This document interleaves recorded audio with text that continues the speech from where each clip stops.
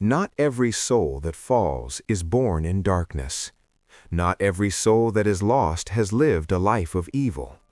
There are souls who walked faithfully for many years, who prayed, served, suffered, and believed.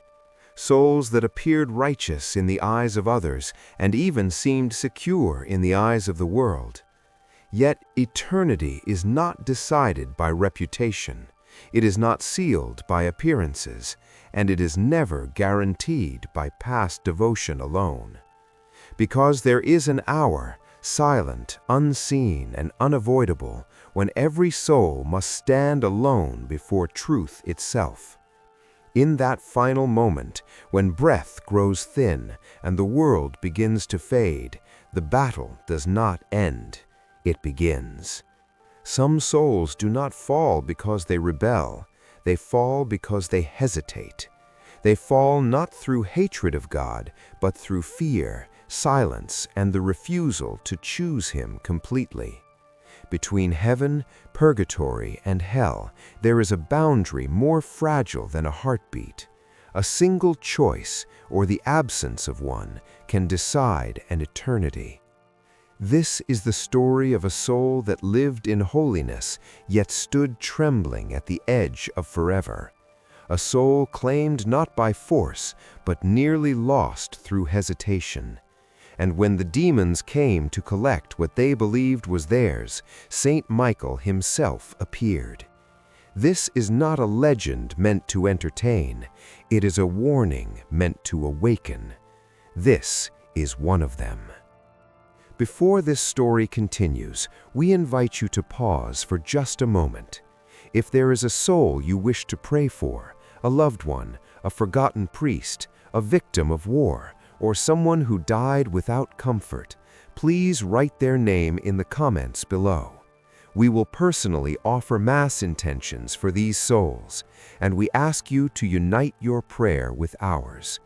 Let this story not only be heard, but become a prayer for those who can no longer speak for themselves.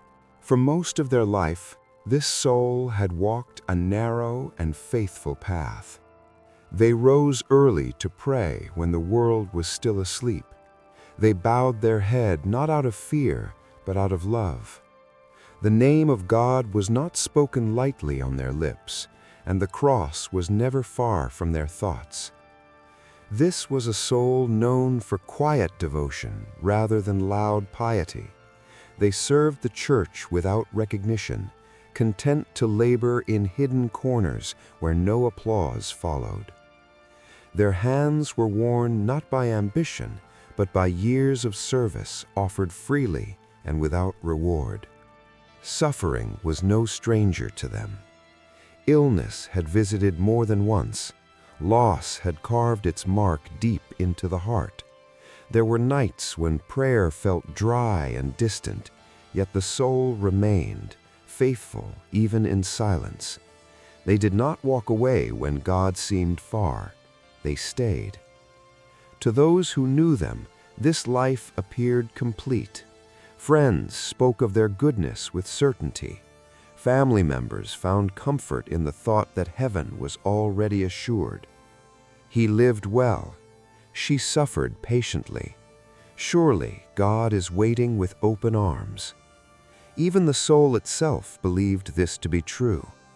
There was no scandal attached to their name, no grave sin spoken of in whispers, no open fall, no open rebellion, only a life that, by human measure, seemed finished and pleasing. But heaven does not weigh souls by human measure. For unseen by those gathered at the bedside, another presence had begun to draw near, not with noise, not with fire, but with patience. Because the enemy does not always attack loudly. Sometimes he waits, quietly, for the final hour. What no one else could see was that the soul carried within it a small hidden burden, a fault long ignored, a sin not confessed, not out of defiance, but out of fear and hesitation. It seemed insignificant compared to a lifetime of devotion, almost unworthy of mention, almost harmless. And yet, in the economy of eternity, nothing is small when it is left unrepented. As the final days approached and the body weakened under the weight of time, the soul stood unknowingly on the edge of a far greater trial. For the life of holiness had prepared the soul to love God, but the final moment would test whether it was willing to choose Him without reservation. The prayers had been many, the sacrifices real, the devotion sincere, but the true battle had not yet begun. The room grew quiet in a way that words cannot fully describe. Light filtered through the window, weak and pale, as though even the sun hesitated to intrude upon this moment. Shadows rested heavily along the walls, and time itself seemed to slow, each second stretching longer than the one before. Breath came in uneven intervals now, a shallow rise of the chest, a pause, then another fragile attempt at life. Those gathered nearby spoke in whispers, afraid that even sound might disturb the thin thread holding body and soul together. And then the priest arrived. He carried no urgency, only the calm solemnity of one who knows that eternity stands close. The oil was prepared, the prayers were ready. The sacred words, spoken countless times before, were about to be offered once more at the edge of human life. As the priest approached the bed, the soul felt something stir within, not fear, but awareness. A memory surfaced, quiet, persistent.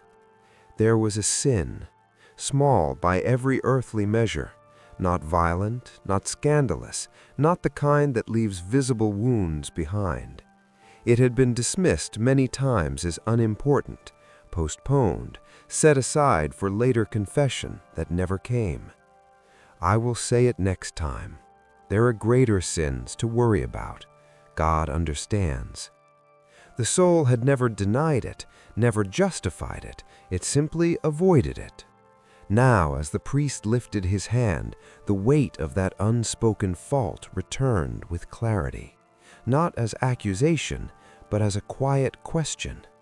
Should I speak now? The room held its breath. The priest asked gently, one final time, whether there was anything left to confess. The words were soft, almost merciful in their invitation, and the soul hesitated. Not out of pride, not out of rebellion, but out of fear. Fear of exposing what had long been hidden, fear of appearing imperfect at the final hour, fear of disturbing the peace of the moment. The oil touched the skin, the prayers were spoken, grace was offered, but something remained unsaid.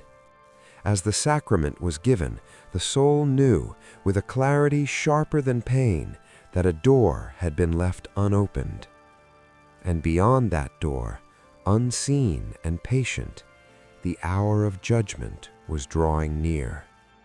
Within the soul, a quiet struggle began to unfold. It was not the violent clash of open rebellion, but a subtle tightening of the heart, a resistance born from shame rather than defiance. The soul felt exposed, as though the smallest fault carried within had suddenly grown heavy under the weight of approaching death, not because it was grave, but because it was seen. Shame does not shout, it whispers. It convinces the soul that silence is safer than truth. What would the priest think? What would those standing nearby assume? After a lifetime of faithfulness, how could such a small imperfection be spoken aloud at the final hour? The soul recoiled inward, not wanting to disturb the image of holiness that others believed was complete. And then came the second voice, soft, patient, almost comforting. It did not accuse, it reassured. God already knows, it whispered. You don't need to say it out loud. You have lived well enough. One small fault cannot undo a lifetime of devotion. The words carried no threat, only permission. Permission to remain silent. Permission to delay. Permission to let the moment pass. The soul listened. It remembered years of prayer, hours spent kneeling in empty churches, tears offered in suffering that no one else had seen. Surely all of that mattered more than a fault so small it seemed hardly worth naming. It doesn't matter anymore, the soul told itself. There is no time left for such things. God knows my heart.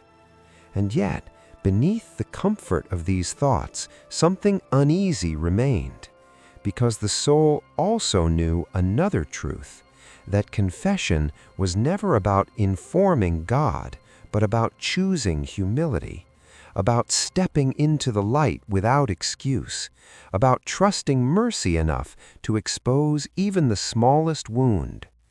But fear pressed harder than conviction. The moment passed. The priest moved on. The prayers continued. The opportunities slipped quietly into memory.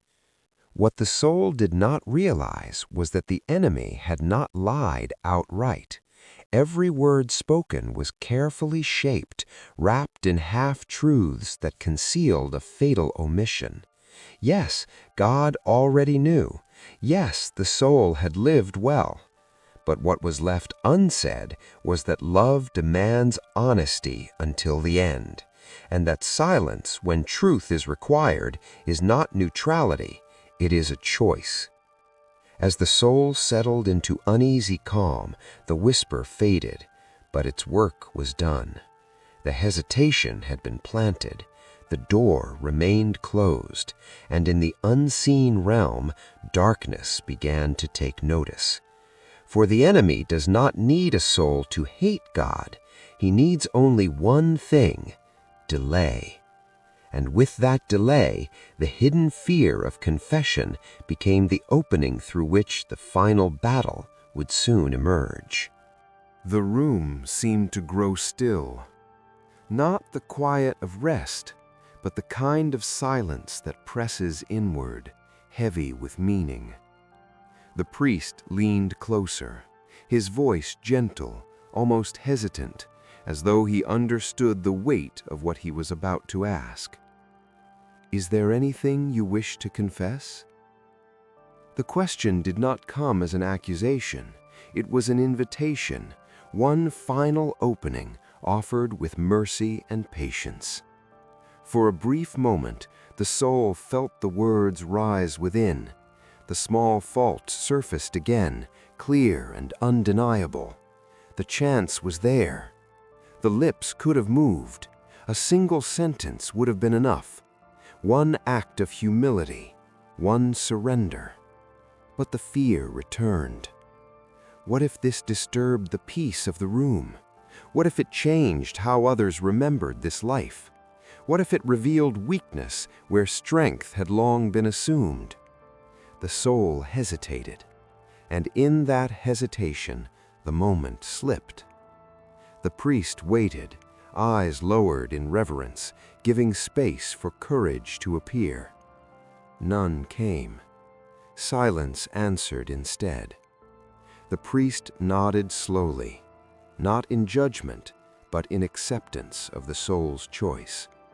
He lifted the sacred oil, tracing the sign of the cross with practiced care. The sacrament was given. The prayers were spoken. Grace was poured out, real, powerful, and offered without reserve. Yet something remained incomplete. Because sacraments do not operate in isolation. They are encounters, requiring both divine generosity and human openness. Grace had reached the door, but the door had not been fully opened. The soul felt a strange mixture of peace and unease. There was comfort in the familiar words, but beneath it lingered an unspoken tension, as though something essential had been left behind. The opportunity had passed, not with force or drama, but with quiet finality. In heaven's ledger, the record was clear. A question had been asked, an invitation extended, a choice made. The door of mercy was not closed, but it stood only partially open. And what the soul could not yet see was that the enemy watches most closely, not for loud refusals, but for silent ones. As the priest completed the rite and stepped back into the shadows of the room, the air shifted. The body weakened further. The world began to fade.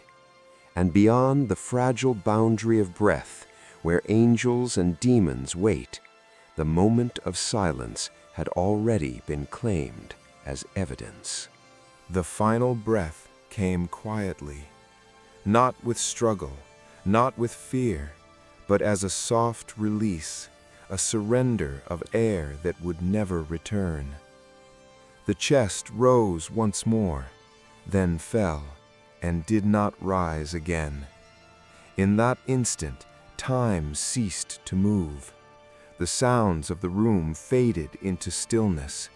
The faces gathered nearby blurred and lost their shape. The weight of the body, once so familiar, suddenly felt distant, almost unreal. And then, without pain or resistance, the soul slipped free. It did not travel through space. It did not drift or fall. It simply was, standing apart from the body it had worn for so long. Below, the shell of flesh lay motionless, already beginning to belong to the past.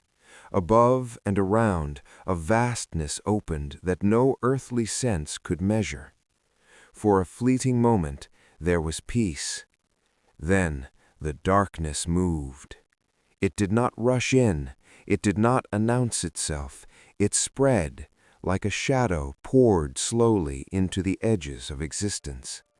The light that had lingered moments before began to dim, not extinguished, but suffocated. From within the darkness, shapes began to form.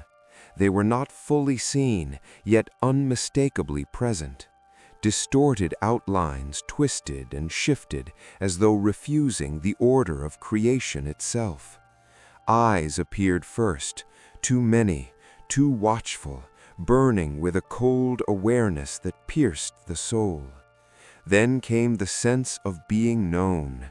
Every hesitation, every unspoken choice, every moment of delay. Nothing was hidden here. The soul recoiled, not because it was unfamiliar with sin, but because it recognized the claim being made. These presences did not approach with rage. They circled patiently as predators certain of their right. A weight pressed down, not physical, but moral, as though the air itself accused. In that suffocating darkness, the soul finally understood that death was not an escape from choice, but its revelation. The silence of the final moment had followed the soul beyond the body. What had been left unsaid now stood exposed. The shapes drew closer. The darkness thickened. And for the first time since life had begun, the soul felt the terrible possibility that eternity might unfold without the light it had loved. Somewhere beyond the reach of fear, a faint awareness stirred that judgment was near. And in the unseen realm, where no breath remains to delay what must come next, the battle for this soul was about to be claimed. They did not arrive with noise. There was no screaming, no thunder, no sudden eruption of chaos. They came the way darkness always comes, quietly, inevitably, as though they had been waiting all along. The shadows that surrounded the soul began to take form, not rushing forward, but stepping out with deliberate calm. Their presence carried no frenzy, only certainty. This was not a hunt. It was a collection. One by one they gathered near, not encircling the soul with violence, but positioning themselves like witnesses in a trial. Their attention was fixed, unblinking, as if the outcome had already been decided. Then one voice emerged, clear, steady, and unnervingly composed. "This soul is ours," it declared, "not by force, but by choice." The words cut deeper than any accusation. The soul recoiled, instinctively searching for protest, for some claim to mercy, for proof that this could not be true. But the demons did not mock, they did not taunt, they presented evidence. "This soul knew the truth," the voice continued, "knew the nature of sin, knew the gift of confession, and knew the hour had come." Images unfolded before the soul, not distorted or exaggerated, but precise and undeniable. The remembered fault, the invitation to confess, the question spoken gently by the priest, and the silence that followed. There was no ignorance, the demon said, no confusion, no coercion. There was opportunity. The soul felt the weight of each word press inward. The accusation was not that of great evil, but of refusal. "You were given the chance to speak," another voice added, quieter still, "to choose humility, to open the door fully. You did not." The demons did not claim that the soul hated God. They did not deny the years of devotion, the prayers, the suffering, the faith. They claimed something far more subtle, that in the final hour, when choice mattered most, the soul had hesitated. "And hesitation," the first voice said softly, "belongs to us."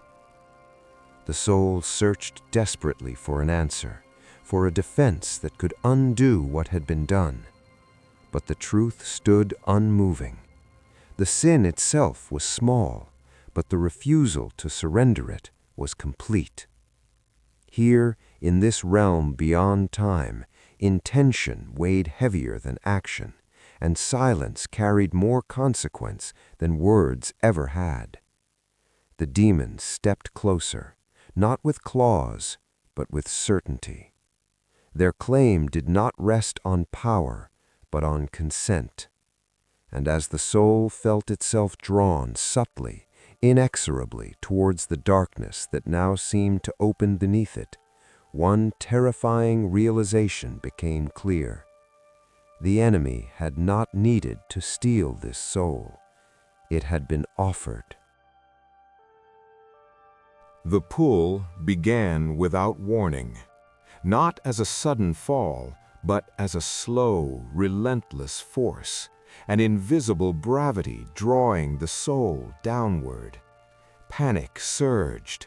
The soul struggled, not with hands or feet, but with will itself, straining against a movement it could not see, yet could no longer resist.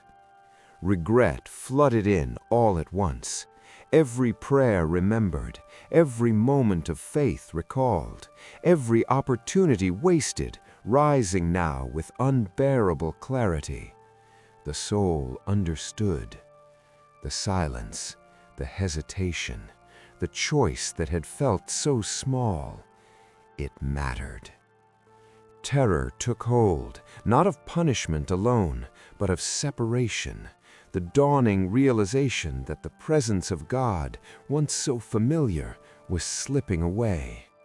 The darkness below seemed to open wider, as though responding to the soul's fear. It was not merely absence of light, but rejection of it, a void that consumed hope as easily as breath. The demons did not rush. They allowed the soul to feel every inch of the descent. The soul cried out, not with a voice, for there was no air here, no sound as the world once knew it. The cry came from the deepest place of being, a raw, wordless anguish that tore through the soul like fire. Mercy, forgiveness, one last chance. The plea was desperate, not calculated, not measured. It was pure longing. But longing alone does not undo a choice. The soul reached upward, toward a light now faint and distant, aching with a love suddenly stripped of fear. If only I had spoken, if only I had humbled myself, if only I had trusted mercy instead of silence.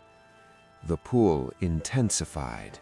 The darkness pressed closer, wrapping around the soul like chains made of despair, not binding by strength, but by consequence. Every movement downward felt heavier, as though the soul itself carried the weight of its decision. And yet, even in that descent, a fragile spark remained, not of certainty, but of hope, trembling at the edge of extinction. The soul did not curse God. It did not reject him. It begged. But the realm it now approached was not ruled by pleading, only by truth. As the darkness closed in and the last traces of light threatened to vanish, the soul's silent scream echoed through the unseen world. And that cry, born of regret and desperation, did not go unnoticed. For where despair deepens beyond measure, judgment draws near. And with judgment, the sound of wings was about to break the silence. The darkness shattered without warning. A blade of light tore through the void, not gently, not gradually, but with the force of command. The shadows recoiled, not screaming, not protesting, but retreating in sudden obedience, as though an ancient law had been spoken into existence. And then he appeared. Saint Michael the Archangel stood where the darkness had been deepest. He did not emerge from the light flowed from him. His armor burned with a radiance unlike any earthly gold, pure and untarnished, reflecting the glory of the one he served. It was not decorative, it was the armor of judgment. In his hand, a sword of living fire blazed, not forged, but willed into being. The flame did not flicker, it did not consume, it revealed. The demons froze. They did not challenge him, they did not advance. They bowed inwardly, constrained by a power they could neither resist nor deny. Saint Michael did not look at them first. He looked at the soul. His gaze was steady, not harsh, not tender, but absolute. There was no pity in his eyes, and no cruelty, only truth, undiluted and uncompromising. He had not come because of emotion, not because of desperation, not because of the soul's fear. He had come because of justice, because a claim had been made, because eternity stood at the threshold, because heaven does not abandon its order, even when mercy is sought too late. The presence of Saint Michael changed everything. The pull toward darkness halted, not erased, but suspended. The soul felt exposed in a way it had never known before. Every intention lay bare, every choice stood unmasked. No excuse could survive this light. The archangel's sword lowered slightly, not in attack, but in authority. "State your claim," his voice commanded, not spoken aloud, yet heard with terrifying clarity. The demons remained silent, not from submission, but because they knew their case would soon be judged. Saint Michael did not defend the soul. He did not accuse it. He stood between the soul and the abyss as the embodiment of divine law. Justice had arrived, and where justice stands, no illusion can endure.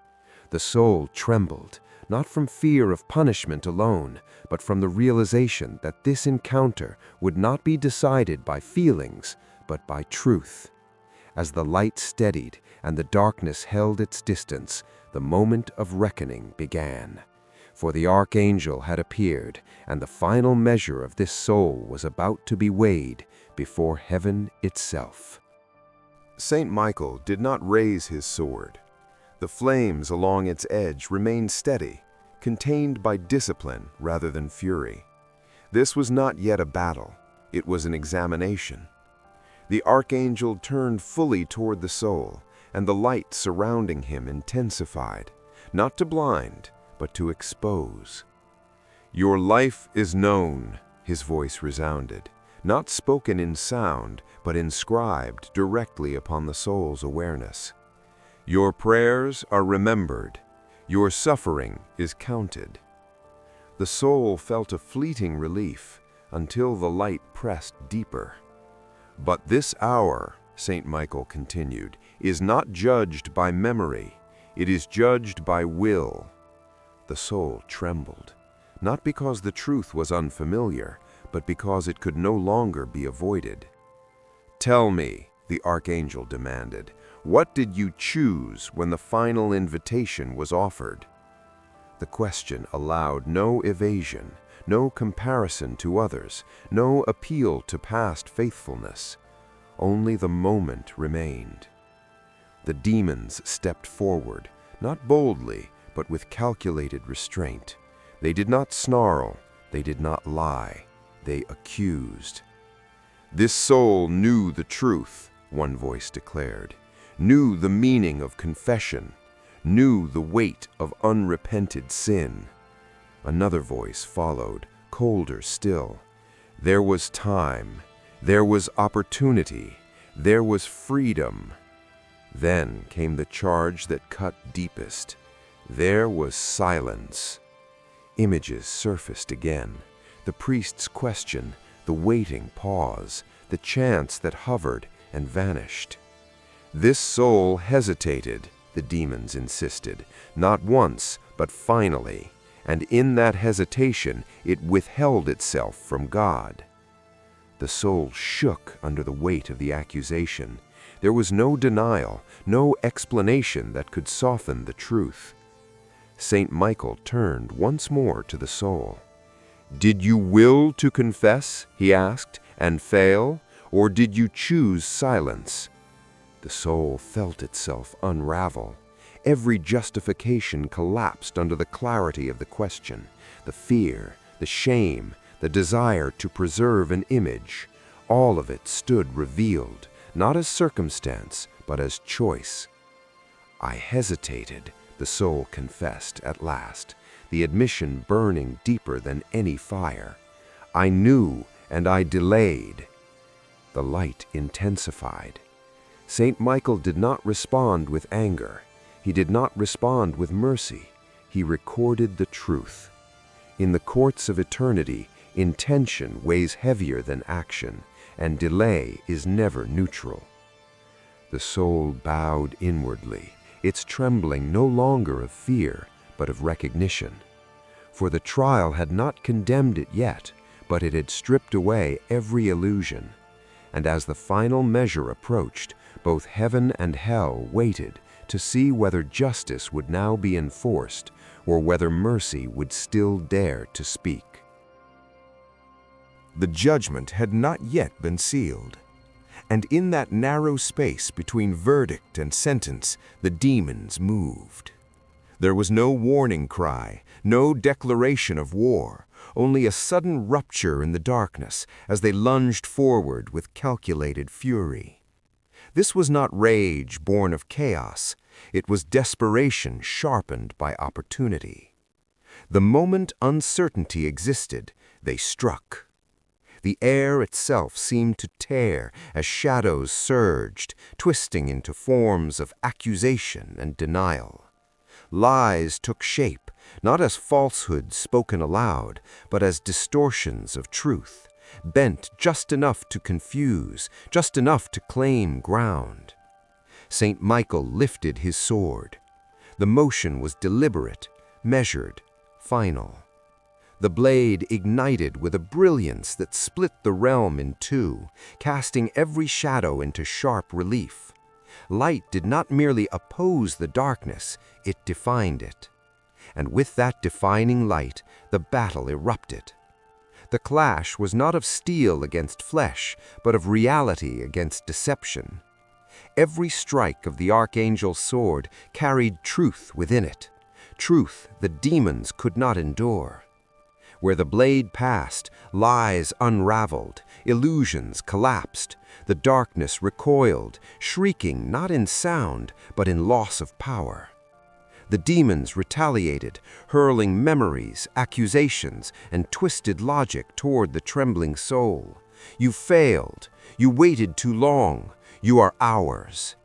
But St. Michael stood between them, his wings unfurled like walls of living light. Each blow that struck him dissolved, unable to penetrate justice itself.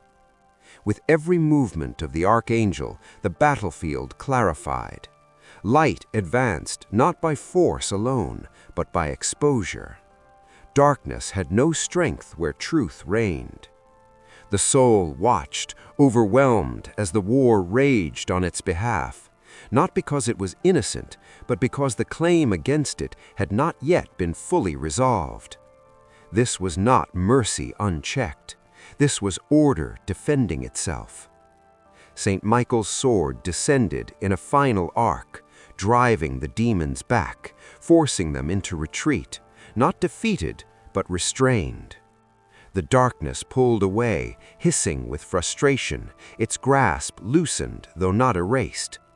Silence followed. Not the silence of hesitation, but of consequence. The archangel lowered his blade once more. The light remained.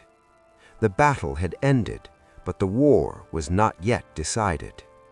For when truth confronts deception, there can be no compromise. And now that the lies had been stripped bare, only one question remained. What would justice demand when mercy and truth stood face to face? As the clash of light and darkness subsided, something far more unsettling took its place. Silence. Not empty silence, but the kind that presses truth to the surface. In that stillness, the focus shifted, not to the demons, not to the blazing sword of St. Michael, but to something small, the unconfessed sin. It did not appear monstrous. It carried no dramatic shape, no violence, no scandal that echoed through a lifetime. By every human standard, it seemed almost insignificant. And yet, as it was revealed in the light of divine order, its weight became undeniable. Not because of what it was, but because of what it represented. St. Michael did not exaggerate it. He did not enlarge it. He simply allowed it to be seen, without excuse, without comparison, without distraction. This sin had not ruled the soul. It had not defined the life, but it had been held back, kept unspoken when surrender was required. And in the economy of eternity, what is withheld matters more than what is committed. The soul felt the full gravity of that truth. This was not punishment for weakness, it was consequence for indecision. The soul had loved God, truly, but at the final threshold, it had not chosen Him completely. It had paused, it had calculated, it had delayed. And delay, when eternity stands before the soul, is itself a direction. Here, in this unveiled realm, the divisions became painfully clear. Heaven was not distant, only a choice away, a single act of trust, a final surrender. Purgatory waited, not as escape, but as purification freely accepted, and hell stood open, not as arbitrary condemnation, but the natural end of a will that refuses to decide. 3 destinations, 1 moment. The soul understood now what life had never fully demanded it confront. That holiness is not proven by accumulation of prayers, of years, of suffering endured. It is proven by surrender. The smallest unconfessed sin had not dragged the soul toward darkness by its weight, but by what it revealed, a heart that hesitated when love asked for everything. Saint Michael remained silent, allowing the truth to do its work. The demons did not speak. They did not need to. The soul bowed inwardly, crushed not by accusation, but by clarity. For the distance between heaven, purgatory, and hell was no longer vast or mysterious. It was as thin as a breath, as sharp as a decision. And the soul now stood fully aware that eternity does not turn on how much one has done, but on whether, in the end, one dares to choose completely. Saint Michael finally spoke again.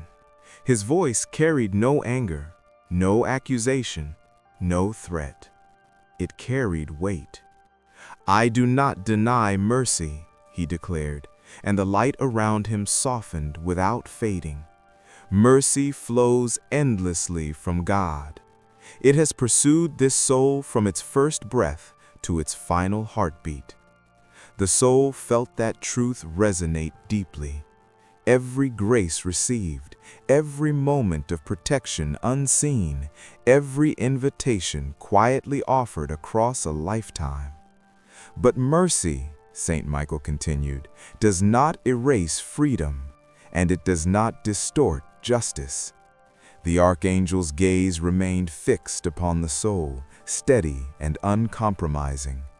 "Mercy must be chosen," he said. "It cannot be assumed, it cannot be postponed, and it cannot be accepted without humility." The demons remained silent, their presence held in check by the authority of truth. Saint Michael lowered his sword, not in defeat, but in completion. This soul was loved, he affirmed. This soul was called, and this soul was given the chance to surrender fully. The light intensified once more, not as threat, but as clarity. Then came the final question, not shouted, not forced, asked. "Did you truly choose God?" Saint Michael demanded, "or did you hesitate?" The question echoed through the soul with unbearable precision. There was no room left for explanation, no space for excuses shaped by fear or shame. Only honesty remained. The soul understood now that mercy was not absent from this moment. It stood waiting, but it would not cross the boundary alone. Justice did not close the door. It revealed which door the soul had already faced. The question lingered, suspended in the light, not demanding a spoken answer, but a truth revealed by the will itself. For in the courts of eternity, words do not determine destiny, choice does. And as mercy and justice stood side by side, the soul realized that this final encounter was not about what God had withheld, but about what the soul itself had been unwilling to give. No verdict was spoken loud. There was no proclamation of heaven, no sentence of hell, only movement. The soul felt itself drawn, not violently, not gently, but inevitably. The light that once stood close began to recede, not suddenly, not in anger. It faded the way a horizon fades when one walks away from it. At the same time, a sound rose from the depths, not a scream formed by a mouth, but a cry born of realization, a cry that never reached its full voice. It was swallowed before it could be heard. Darkness did not rush in, it waited, and the soul understood, with a clarity sharper than pain, that eternity is not entered by accident. It is approached step by step, decision by decision, silence by silence. Nothing more was shown, no destination revealed, only absence of hesitation, of delay, of another chance. And in that absence, the question remained, not for the soul alone, but for all who listen. When your final hour comes, when mercy stands near and truth asks nothing more than honesty, will you step forward without fear, or will you remain silent and let the light pass you by? Saint Michael did not turn back toward the soul. Instead, he turned toward the living. No words were spoken, yet the message struck with greater force than any voice ever could. It was not wrapped in comfort. It was not softened for fear. It was truth, pure, unfiltered, and severe in its clarity. The archangel's presence revealed what many refuse to face. The boundary is thin, not only between virtue and sin, but between surrender and hesitation, between humility and silence, between choosing God and merely standing near Him, especially at the hour of death. Saint Michael's gaze exposed the illusion that time always remains, that repentance can wait, that intention is enough. In eternity, intention without action has no weight. A single moment of refusal, even born from fear, can outweigh years of devotion if the heart does not finally yield. The message pressed upon the living like a solemn charge. Do not delay what love demands. Do not silence truth out of shame. Do not assume mercy will excuse indecision. For the last breath is not a place for negotiation. It is a place for choice. And the distance between heaven, purgatory, and hell is narrower than the width of a trembling heart that refuses to surrender. Do not be deceived. In the final hour, not choosing God is already a choice against Him. Neutrality does not exist before eternity. Silence is not innocence. Hesitation is not humility. When you delay repentance, you do not pause the battle, you abandon the field. Every unconfessed sin kept out of fear, every truth postponed until later, every act of conversion delayed for comfort becomes an opening, and demons do not need force when permission is quietly given. Understand this clearly. To hesitate is to step away from God. To postpone is to open the door to the enemy. The hour of death is not the time to negotiate with fear. It is not the moment to protect pride. It is the moment to surrender completely or to lose everything. Therefore, while you still breathe, go to confession, name your sins without excuse, choose humility over shame, choose truth over delay, and pray urgently for those who are dying now, for souls struggling in their final moments, for those who may be silent out of fear, because at the last breath, only one thing matters. Did you choose God without hesitation?